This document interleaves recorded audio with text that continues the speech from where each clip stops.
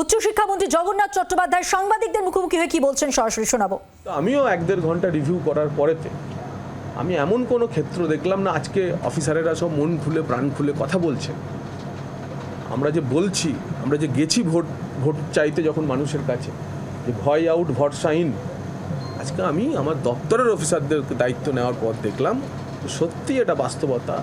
তাদের যে দম বন্ধ করা পরিবেশ ছিল, তারা এমআইসির সামনে গিয়েও আসলে কি সেটা বলতে পারতো না, পলিটিক্যালি কারেক্ট হয়ে বলতে পারতো। সেই পরিস্থিতি বদলাচ্ছে, বদলাবে, এবং অ্যাজ এ টিম আজকে তো সবে শুরু হলো, ধীরে ধীরে ধীরে ধীরে শিক্ষাক্ষেত্রে যে বদল আসবে আপনারা বুঝতে পারবেন।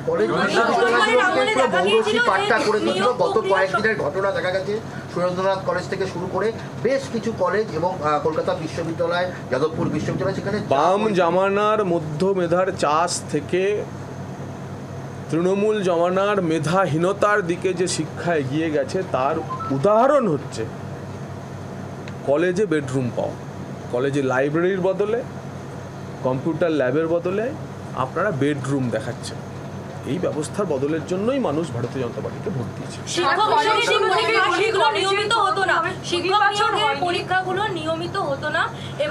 আমরা নির্বাচনে গিয়ে আমাদের মুখ্যমন্ত্রী আমাদের সংকল্পপত্রে আমরা যেটা বলেছি সেটা হচ্ছে বছর বছর এসএসসি, বছর বছর সিএসসি, বছর বছর পিএসসি, বছর বছর মিউনিসিপ্যাল সার্ভিস কমিশন, বছর বছর কোঅপারেটিভ সার্ভিস কমিশন, বছর বছর পুলিশের নিয়োগ, বছর বছর পুরসভা পঞ্চায়েতে নিয়োগ, এবং দুর্নীতিমুক্ত প্রশাসন, ঘুষমুক্ত চাকরি। নিশ্চিত থাকুন, কি উচ্চশিক্ষা, কি কারিগরি শিক্ষা, কি স্কুল শিক্ষা, নিয়োগ হবে একেবারে স্বচ্ছ এবং ঘুষমুক্ত। উচ্চশিক্ষার ক্ষেত্রে আমরা দেখেছি যে দীর্ঘদিন ভাইস চ্যান্সেলর রিক্রুটমেন্ট নিয়ে রাজ্যপাল সংঘাত চলেছে, সেক্ষেত্রে বিশ্ববিদ্যালয়ের প্রতি আপনাদের অ্যাপ্রোচ কি হবে? আর ছাত্র সংসদ নির্বাচন দীর্ঘদিন ধরে বন্ধ, কি করতে হবে? আজকে সবে শুরুর দিন, আমি আজকে নির্দিষ্ট কোনো বিষয় নিয়ে আমি বলবো না। আমি মোটা আমাদের সরকারের যে উচ্চশিক্ষা নীতি হবে, যে ডাইরেকশনে উচ্চশিক্ষাকে নিয়ে যাওয়া হবে, সে নিয়েই বলবো। আজকে কোনো নির্দিষ্ট বিষয় নিয়ে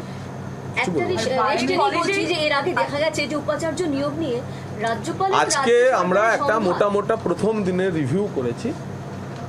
আজকে নির্দিষ্ট কোনো বিষয় নিয়ে কোনো আমার প্রতিক্রিয়া থাকবে না। বিশ্ববিদ্যালয়ের যে স্বায়ত্ত শাসন সেটা ছিল না, সেটা দেওয়ার ক্ষেত্রে আপনারা ভূমিকা নেবেন কি?